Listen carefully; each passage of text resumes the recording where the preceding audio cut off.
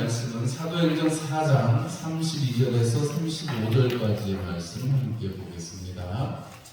사도행전 4장 32절로 35절까지의 말씀, 신약성경 193페이지 사도행전 4장 32절로 35절의 말씀 함께 보겠습니다.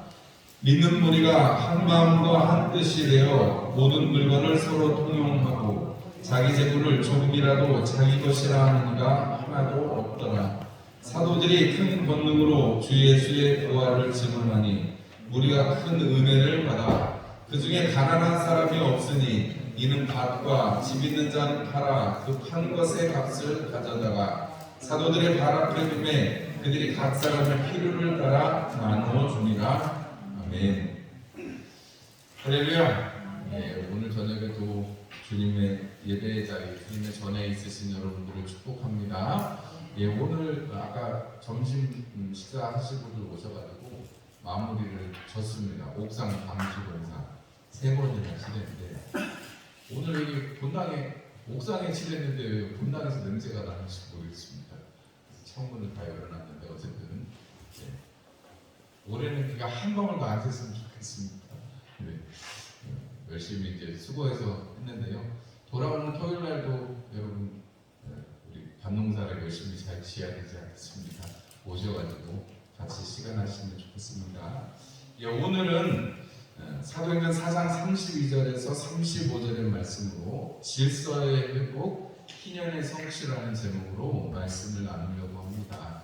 우리 하나님 나라가 내 삶에 온다라는 이종필 목사님이라는 분의 책을 가지고 그 책에서 하나님의 나라가 우리의 삶에 어떻게 이루어질지를 한번 곰곰이 하나님 나라가 어떤 것인지, 그리고 하나님 나라를 방해하는 게 어떤 것인지, 하나님 나라를 어떻게 하면 우리가 이루어갈 수 있을지를 이렇게 한 주씩 제가 그 책의 내용을 이렇게 설교로 만들어서 여러분들과 함께 나누고 있습니다. 오늘은 이 사도행전의 말씀으로 질서가 회복되어야 된다, 희년이 성취되어야 한다, 이런 말씀을 드리고자 하는 건데요. 사실은 이 얘기는 정말 어떻게 보면 뜬구름 잡는 얘기나 마찬가지이기도 하거니와, 사실은 이 세상에 사람이 살아있는 한은, 사람들이 존재하는, 주님 오셔서 심판이 이루어지고 하나님 나라를 다 우리가 옮겨가고 나머지 분들은 또 어떻게 되든 그렇게 되고 난 다음에야 모르겠습니다만은, 적어도 사람이 이 땅에서 살아가는 동안에는 완전하게 사람들이 공평하게 살아가는 것은, 평등하게 살아가는 것은 없겠지요. 그죠 여러분? 우리 새로 대통령 되신 분이 공정한, 이전 대통령도 그렇고 공정한 세상, 자유로운 세상 이렇게 얘기하는데, 공정하고 자유 다 좋은데 여러분 그거 아시죠? 러시아라든지 북한이라든지 중국이라든지 그 나라의 체제를 뭐라고 그래요? 여러분, 그 나라들의 정치 체제는 사회주의라고 하죠. 사회주의. 원래 꿈꾸는 거는, 그 사람들이 원래는 사회주의라는 걸 꿈꾼 게 아니고 뭐를 꿈꾸고 뭘 하고 싶었냐면 공산주의를 하고 싶었지. 여러분, 우리가 때려잡자 공산당이었는데 공산주의를 하고 싶었어요.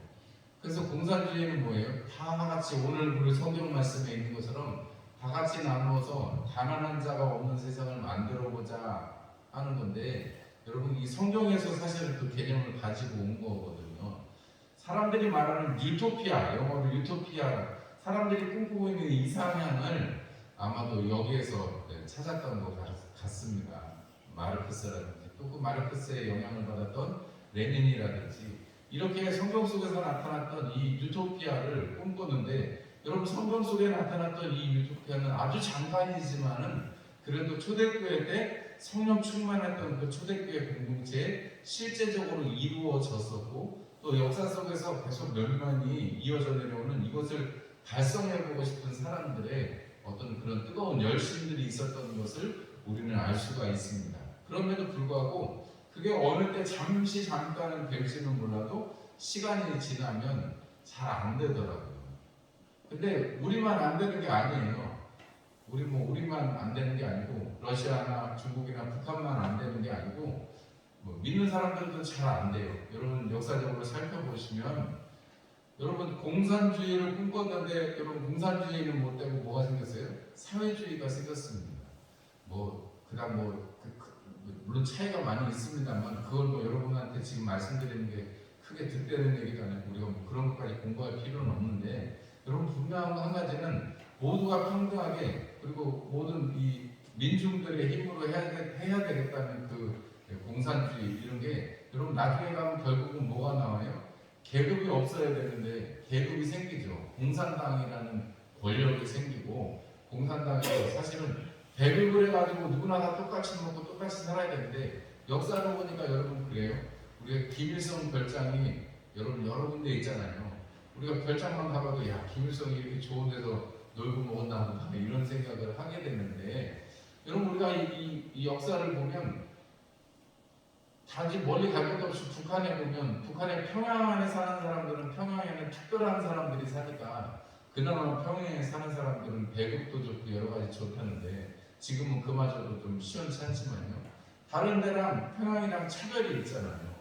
공평하고 평등하게 살기를 원하는데 그것을 주장을 하는데 실제로는 그렇게 못 살아요. 여러분 우리가 교회 안에 공동체 운동이라고 해가지고 우리가 이렇게 사도행전에 나타나는 이런 공동체를 꿈꿔보자 하는 사람들이 많이 있었습니다. 그런데 그 운동을 처음에 주장했던 사람들이 열심히 운동할 때는 그게 이루어지다가 시간이 조금 지나면요 거기에 욕심내는 사람이 생기고 공동체가 이렇게 사라지는 게 역사 속에서 우리가 볼 수 있는 예입니다. 사람이 가지고 있는 욕심이라는 게 여러분 얼마나 큰 건지. 그런데 사실은 오늘 이 말씀의 제목이 질서의 회복, 희년의 성취인데 여러분 성경에도 하나님께서 이스라엘 백성들에게 야 너네들 50년마다 7년씩에서 7번이 지나고 마지막 50년째에 희년이라는 걸 만들어 두셨어요. 그래서 이스라엘 백성들이 이 가나안 땅에 들어가거든 50년마다 되돌리는 것, 그래서 희년이라는 말이 뭐 다른 게 아니라 되돌린다 그런 뜻입니다. 밭도 주인이 원래 주인에게 돌아가고 사람도 혹시 종이 되었으면 원래 집으로 돌아가 자기 그 하나님 앞에 받았던 땅으로 돌아가게 돼 있는 그러한 해가 희년입니다. 그런데 여러분 성경에 희년이 이루어진 적은 한 번도 없습니다. 그런데 우리가 반대로 질문할 수 있잖아요. 하나님 왜 지키지도 못할 희년을 하나님이 왜 지키라고 해놓으셨고 명령을 해놓으셨는지. 그런데 우리가 분명하게 아는 것은 하나님이 못 지킬 것을 해놓지 않으셨고 이루지 못할 것을 말씀해놓고 거기에 막 바하고 막 채찍질 하시는 분이 하나님은 아니실 거 아니에요. 하나님이 만약에 그렇게 하신다고 그러면 우리가 하나님 솔직히 그럼 하나님이 너무 나쁘신 거죠. 왜냐면 우리가 할 수 없는 도달할 수 없는 목표를 두고 그거에 도달하라고 한다고 그러면 그것만큼 잔인한 게 어디 있어요. 그런데 여러분 성령께서 이 땅에 오시고 성령이 충만해지니까 마치 그 희년의 역사와 같은 역사가 이루어졌는데 성경에 그것이 기록되어 있는데 그것이 오늘의 모습입니다. 여러분 믿는 우리가 다 같이 함께 있어서 서로 자기 것을 자기 것이라고 하지 않고 서로 통일했다 이렇게 말하고 있습니다. 우리가 역사를 살펴보면 부자는 더 부자가 되고 가난한 사람은 계속 가난해져요. 우리가 지금 코로나, 우리 IMF, 그다음 우리 뭐 외환 사태 이런 거 지나면서 지금 코로나를 지나면서 더 빈부격차가 세졌습니다. 정치인들은 나와가지고 뭐 돈을 많이 공짜로 많이 주겠습니다 하면서 막 복지라고 그러면서 얘기를 하는데 그래서 사실 우리가 많이 받는 것 같은데 옛날보다는 많이 받으시잖아요. 우리 장로님 권사님들 옛날에는 노령연금이라는 게 없었는데 지금은 노령연금이 20만 원이었다가 30만 원이 됐다가 40만 원이 이제 대강마하고 있는데 좋으시죠? 나라에서 뽕을 줘가지고. 근데 사실은 우리가 지금 우리가 받아서 누리는 건 좋긴 한데 사실은 우리 자라나는 아이들이 그걸 다 짊어지는 거나 마찬가지거든요. 그래서 생각을 해보면 당장 지금 받아갖고 쓰는 것만이 꼭 다 좋은 건 물론 필요한 게 있습니다. 근데 여러분 제가 그런 말씀 드리잖아요. 제가 서울의 강서구에 살았는데 강서구가 구의 돈의 70%가 이 어려운 사람들 돕는 데 쓰는 그런 부예요. 못 사는 사람들이 진짜 많아요. 뭐 이게 독거노인들 많으시고 탈북민도 많고 그다음에 몸이 불편하신 분들도 많고 옛날에 청계천에서 이렇게 쫓겨나서 가난한 분들도 많고 그래가지고 강서구가 재정이 그 구재정의 70%를 복지를 위해서 쓰는데 다른 데는 그게 한 40% 50% 이런데 강서구는 그만큼 어렵고 힘든 사람이 많다는 거예요. 근데 제가 저희는 아이가 셋이니까 자격도 배우고 그래서 나라에서 해주는 그 아파트 같은 데 들어갈 수 있는데 뭐 똑같이 10평에 살아도 아파트에 살면 얼마나 편하겠어요. 그런데 저는 그 아파트에 들어가기가 싫었어요. 왜냐면 거기에 이렇게 함께 지내는 분들이 얘기를 들어보면 나라에서 돈이 나오는 날이 되면 3일 동안 놀이터에서 술판이 벌어져요. 다 그러지는 않겠습니다만 그냥 술판이 벌어져서 막 부어라 마셔라 하시는 분들이 있어요. 그런 분들이 있고 뭐 어려워서 한 달이나 한두 달에 한 번씩 이렇게 뛰어내리시는 분도 있고 되게 사는 뭐 이렇게 아파트고 사는 건 좋아 보일지 몰라도 환경 자체가 사람 자체가 이 힘든 그런 세상입니다. 그런데 점점 더 그분들한테 나라에서 뭘 주고 무슨 기관에서 뭘 주고 하니까 사는 거는 점점 좋아져요. 어떻게 보면 평등해지는 것 같아요. 그런데 사람들이 이전보다 더 각박해지고 사람만 만나는 세상이 아니니까 그렇게 극단적인 선택을 하는 분도 있고 어떻게 보면 오늘만 살자는 식으로 사는 분들도 많아요. 그런데 여러분 점점 더 격차가 벌어진대요. 버는 사람은 더 많이 벌고 눈덩이를 굴리면 눈덩이가 큰 사람은 더 많이 묻는 것처럼 부자는 점점 더 부자가 된다. 이게 여러분 역사적으로도 증명이 된 거예요. 물론 개인이 잘못해서 중간에 날려먹는 경우도 있지만 대개는 돈을 많이 갖고 있는 사람은 계속해서 부자가 되고 없는 사람은 부자가 될 확률이 그렇게 많지 않아요. 그리고 교육제도 같은 것도 있는 사람들 편에 좋게 자꾸 바뀌지 없는 사람들이 될 수 있게끔 바뀌지는 않아요. 옛날에는 공부만 잘해도 사법고시나 이런 걸 통과하면 고시를 통과하면 뭐가 될 수 있었는데 여러분 지금은 변호사 되려면 어떻게 돼요? 법관이 되려면 로스쿨이라는 걸 다녀야 되는데 로스쿨 등록금만 해도 몇 억씩 합니다. 돈이 없으면 아예 공부하기가 힘든 세상이 돼버렸어요. 근데 여러분 이게 왜 이렇게 되는 건지 우리가 꼭 생각을 해보면 한번 생각을 해보면 이게 인간의 타락 때문에 그렇다는 걸 알 수 있습니다. 여러분 우리가 에덴 동산에 가면 거기에는 만약에 이제 에덴 동산에 아담과 하와가 있을 때 쫓겨나서 그랬습니다만 거기서 자녀를 낳고 사는들 여러분 부족함이 있겠어요? 무엇이 있겠어요? 하나님께서 다 채워주시고 그냥 따먹기만 하면 되는 그런 유토피아 정말 낙원이 에덴 동산이었는데 거기서 쫓겨났어요. 왜요? 죄 때문에 그랬습니다. 죄것 때문에 여러분 거기서 쫓겨났는데 사람들이 거기서 쫓겨나게 되고 나서는 여러분 이 세상에는 죄가 점점 더 깊어지는 거예요. 나중에 가면 우리가 창세기에 거기 표현해보면 라멕 같은 경우는 하나님이 짝지어 주신 아내 외에 또 다른 아내들을 거느리게 되고 또 어떤 사람은 나는 사람을 나보다 많이 죽인 사람이 있냐 그러면서 이렇게 얘기할 정도로 폭력과 어떤 불평들 등과 이런 것들이 난무하는 세상이 되게 됩니다. 여러분 그래서 사람들이 왜 이렇게 부자는 부자로 살고 가난한 사람은 가난한 사람으로 살까 연구를 해보니까 그렇게 만드는 구조적인 문제가 있더라는 거죠.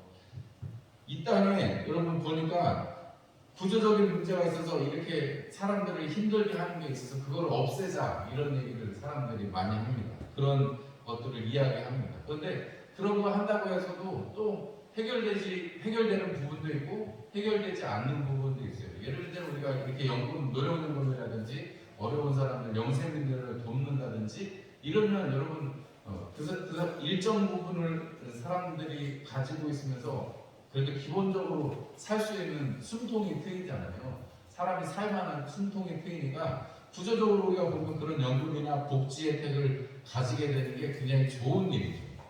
그런데 아까도 제가 좀 예를 들은 것처럼 술을 먹는다든지 아니면은 제가 들은 어떤 분은 애만 계속 낳는다는 거예요.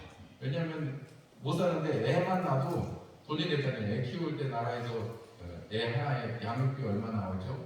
그 다음에 다자가 되면은 뭐 이렇게 집 주죠? 이러니까 어떤 분은 애만 낳아서 키웠다 이러는 분도 있어요. 웃기죠, 이거. 애만 낳아도 먹고 살 수 있으니까 애만 낳는다는 거예요.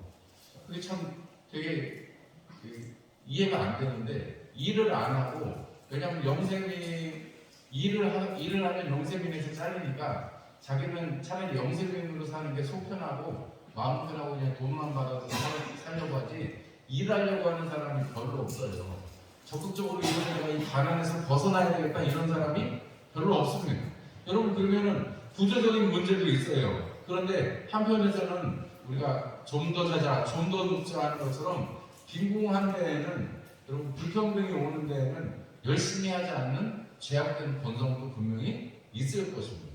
우리가 이런 불평등이 있는 것을 보면, 여러분, 이것을 해결하는 방법이 아까처럼 구조적으로 해결하는 문제도 있지만 사실은 사람들이 변화가 돼야 된다는 것도 분명히 있습니다. 그리고 그 변화를 위해서는 우리 믿는 사람들이 그 역할을 할 필요가 있다는 것을 우리가 알 수 있습니다. 불순종과 죄악으로 에덴 동산에서 쫓겨난 인간들에게 하나님의 나라는 사실 먼 얘기가 될 수도 있습니다. 그런데 하나님께서 그 죄악의 순간에도 예수님을 통해서 여인의 그 후손으로 말미암아 복음을 주시겠다는, 이 승리를 주시겠다는 그 원시 복음을 주시죠. 그리고 예수님이 땅에 오셔서 어떻게 보면 기대를 받았지만 십자가에 달려 죽음으로 말미암아 어떻게 보면 가장 큰 저주를 받은, 성경에 표현된 대로 저주를 받아서 그렇게 되신 것으로 사람들에게 인식되었지만, 오히려 십자가에 달리신 예수 그리스도가 다시 살아나신 그것 때문에 사람들은 예수님을 보면서 하나님이 이렇게 크신 분이구나, 예수님은 하나님의 아들로서 이 땅에 오셔서 말씀이 육신을 입으신 분이구나, 그분이 내 죄를 사하셨구나, 그것이 믿어지고, 여러분, 그것이 어떻게 가능해요? 예수님이 말씀하신 것처럼 내가 아버지께 부탁해서 또 다른 보혜사를 보내시겠다, 성령님께서 그 일을 가능하게 하시는 것입니다. 성령께서 오시니까 성령 충만한 공동체가 되니까요.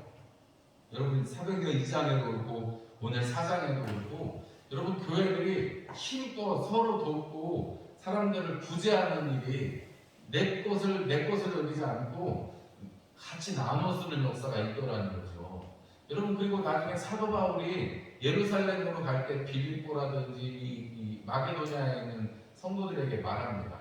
여러분, 좀 잘 준비해놨다가 내가 예루살렘으로 올라갈 때 그거 가지고 가겠습니다. 뭐 어떤 거예요? 부조하러 가기로 했는데, 예루살렘에 큰 기근이 나서, 흉년이 나서 사람들이 굶고 어렵다니까 이 마게도냐에 있는 형제들이 돕기를 원하는 거예요. 그래서 사도 바울은 그걸 잘 준비해라 그래서 연보하라고 하는데, 헌금하라고 하는데, 뭐 요즘 같으면 아이고 뭐 사도님이 이렇게 헌금이나 하라고 그러고 뭐 불평할지도 모르겠습니다. 그런데 사도 바울이 이야기하니까 빌립보 교회라든지 다들 잘 준비해가지고 사도 바울이 예루살렘에 올라갈 때 그 부조를 들고 가는 것을 우리가 성경에서 볼 수가 있습니다.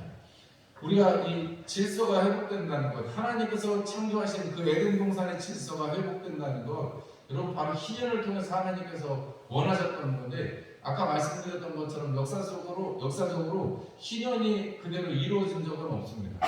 아니, 50년마다 자기가 가진 걸 다 50년 전으로 똑같이 된다 그러면 좋아할 사람이 누가 있겠어요? 아무도 없을 거예요. 그렇게 하고 싶은 사람 아무도 없을 것입니다. 그런데 여러분, 주님께서 그 말씀을 하신 이유는, 그리고 성령 충만한 공동체에, 여러분, 초대교회 공동체에 하나님께서 이 일을 보여주신 것은 우리가 앞으로 꿈꾸고 우리가 소망해야 될 삶이 어떤 것인가를 말씀해 주시는 것이라, 이렇게 말씀을 할 수가 있겠습니다.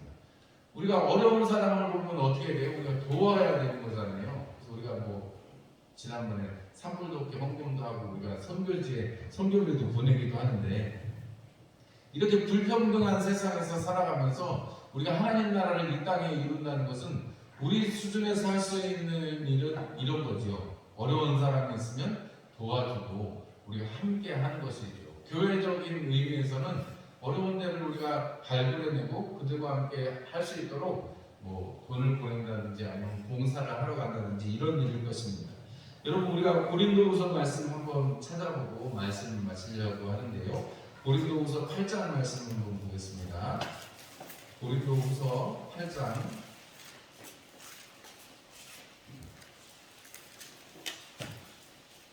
고린도후서 8장 9절부터 15절까지 말씀으로 한번 말씀을 읽어보도록 하겠습니다. 고린도후서 8장 9절에서 15절까지 말씀 함께 읽겠습니다. 우리 주 예수 그리스도의 은혜를 너희가 알거니와 부요하신 이로써 너희를 위하여 가난하게 되심은 그의 가난함으로 말미암아 너희를 부요하게 하려 하심이라. 이 일에 관하여 나의 뜻을 알리노니 이 일은 너희에게 유익함이라. 너희가 1년 전에 행하기를 먼저 시작할 뿐 아니라 원하기도 하였은즉 이제는 하던 일을 성취할지니 마음에 원하던 것과 같이 완성하되 있는 대로 하라. 할 마음만 있으면 있는 대로 받으실 터이요 없는 것은 받지 아니하시리라. 이는 다른 사람들은 평안하게 하고 너희는 공고하게 하려는 것이 아니요 균등하게 하려 함이니 이제 너희의 넉넉한 것으로 그들의 부족한 것을 보충함은 후에 그들의 넉넉한 것으로 너희의 부족한 것을 보충하여 균등하게 하려 합니다. 기록된 것 같이 많이 거둔 자도 남지 아니하였고 적게 거둔 자도 모자라지 아니하였느니라. 아멘. 사도 바울은 이 연보에 대해서 이야기하면서 갖게 하려고 한다, 성취한다 이렇게 표현하고 있습니다. 여러분 우리가 이 땅에 살아가면서 어떻게 하면 하나님의 뜻을 우리가 성취할 수 있을까 우리가 곰곰이 생각을 해보고 말씀에서 힌트를 받기도 하고 여러분들이 또 다양한 방법으로 은혜를 받으시기도 합니다.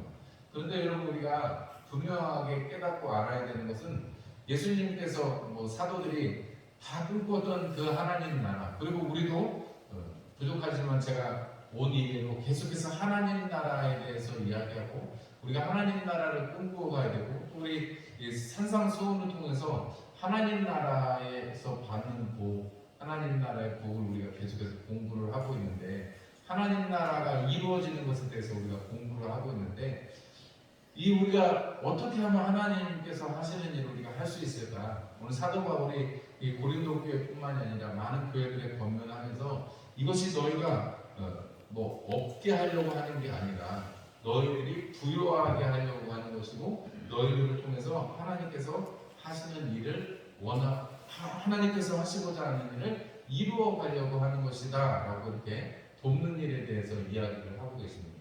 그러니까 우리 입장에서는 희년을 성취하고 하나님께서 만드셨던 그 에덴 동산의 질서를 회복한다는 것은 다른 것이 아니고 우리가 마음을 다해서 우리 주변의 사람들을 돌아보고 우리가 사람들을 품는 일에 동참하는 것이겠죠.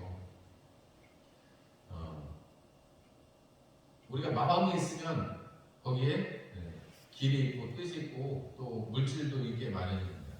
울산에 강남 그리스도교회가 있잖아요. 거기 한 장로님이 은퇴하시면서 2천만 원인가 3천만 원을 헌금을 하셔가지고 필리핀에 있는 우리가 보고 있는 김성원 선교사가 사랑의 종소리 학교라는 걸 하거든요. 근데 자기 그 퇴직금 중에서 몇 천만 원을 내놓는다는 게 사실 쉬운 일이 아니잖아요. 그런데 그거를 딱 내놔서 거기에 교실을 한 칸을 지었어요. 왜냐하면 처음에는 1학년만 있었는데 그 다음에 2학년이 생기고 3학년이 생기고 그래서 자꾸 학년이 너무 많아지니까 자꾸 교실 한 칸씩 지어야지 안 지으면 나라에서 허락을 안 해줍니다. 한 칸씩 지어야 되는데 그 해에는 그 장로님께서 그렇게 헌금하신 것으로 이렇게 교실이 세워졌습니다. 그래서 그 교실에 울산 강남교회 무슨 그 장로님이 헌금하셨다는 이렇게 편말도 박혀 있는 걸 제가 본 적이 있는데 여러분 나한테는 사실 있어도 좋고 없어도 좋은 건 아니죠. 퇴직해서 그 목돈이 있다는 게 얼마나 좋아요. 그런데 나한테는 사실은 없어도 그만큼만하게 살 수 있는 처지이고 사실 거기는 그게 없으면 학교를 할 수가 없는 상황이었는데 하나님께서 그렇게 도우실 수 있는 힘도 주시고 그런 능도 주시고 또 그런 마음도 주셔서 그렇게 헌금을 하고 또 직접 가서 같이 이렇게 헌당하는 거에 이렇게 건물 완공하는 거에 함께 하셨다는 얘기를 들으니까 감사하더라고요. 여러분 우리도 여러분 남아있는 생애 동안에 우리가 가진 거는 별로 없지만 여러분 우리가 가진 거를 통해서 하나님 나라가 이루어질 수 있다면 뭐 거창한 것이 하나님 나라가 아니고 여러분 그렇게 서로 돕고 서로 품으면 여러분 그것이 하나님의 나라가 이루어지는 것이다 라고 성경은 말씀을 하고 있습니다. 여러분 하나님 나라가 내 삶에 이루어진다는 거 너무 뜬구름 잡는 게 아니라는 사실을 오늘 저녁에 말씀을 통해서 꼭 기억하시기를 바랍니다. 희년만 생각하면 너무 어려운 일이죠. 그러나 여러분 오늘 우리가 이 초대교회에 서로 돕고 또 서로 균등하게 하려고 하는 이 일들을 사도 바울의 이 권면을 잘 받아들인 것을 생각해 보면 우리의 삶에서도 충분히 하나님께서 하시고자 하는 이 평등한 하나님께서 하시고자 하는 이 균등한 삶이 우리에게도 가능한 것이고 반드시 또 이루어져야만 한다는 사실을 여러분들이 꼭 기억하시기 바랍니다. 우리가 오늘 낮에 온유한 자에 대해서 말씀을 들었습니다. 온유한 자는 뭐라고요? 그들이 땅을 기업으로 받을 것이다 이렇게 말씀을 했습니다. 여러분 땅을 기업으로 받고 그 땅에서 또 나는 소산으로 또 사람들을 섬기고 하면 얼마나 좋겠어요. 나로는 또 나는 부요해지고 하나님 안에서 또 함께 나눌 수 있는 힘이 생기니까요. 얼마나 좋습니까? 오늘 성경에 보니까 우리가 읽지는 않았습니다만 그 다음에 바나바가 자기 밭을 팔아서 하나님 앞에 드렸다는 이야기가 이어지고 그래서 계속해서 바나바가 세우게 되는 바울의 이야기가 사도행전의 이야기를 이렇게 쭉 이끌어가고 있는 것을 우리가 알고 있습니다. 여러분 우리도 그렇게 바나바처럼 자기의 모든 것을 하나님 앞에 밭을 팔아서 하나님 앞에 드릴 수 있는 그런 저와 여러분들이 되면 좋겠습니다. 네, 기도하겠습니다. 토요일에 꼭 오세요. 기도하겠습니다. 하나님 우리 아버지 감사합니다. 오늘 이 저녁에 하나님 저희들이 질서가 회복된다는 것 하나님께서 말씀하신 바 희년의 정신이 우리 가운데 이루어진다는 것이 어떤 것인지를 우리가 들었습니다. 그것이 바로 하나님의 나라가 이 땅 가운데 임하고 마치 처음에 이스라엘 백성들이 가나안 땅에 들어가서 하나님 모든 사람들이 제비 뽑아 하나님 앞에 공평하게 그 땅을 나누어 가졌던 것처럼 그것을 되돌리고자 하시는 하나님의 그 희년의 그 정신이 하나님의 마음이 우리의 마음이 되기를 소망하고 우리가 이 땅에 욕심내고 내가 누리고 살아가는 것도 중요하지만 하나님 우리가 받은 바 복을 함께 나누어주고 함께 하나님의 나라를 꿈꾸어가는 것이 또한 하나님께서 우리에게 말씀하신 바 은혜요 복인 것을 우리가 깨닫고 그러한 삶을 꿈꾸며 살아갈 수 있는 저희들이 되게 하여 주옵소서. 오늘도 이 저녁에 우리 가운데 함께 하신 주님 찬송받으실 주님 감사합니다. 저희들이 늘 주님의 성령께 붙들린 바 되어서 하나님 그렇게 사용하시는 인생이 시간이 되게 하여 주옵소서. 주께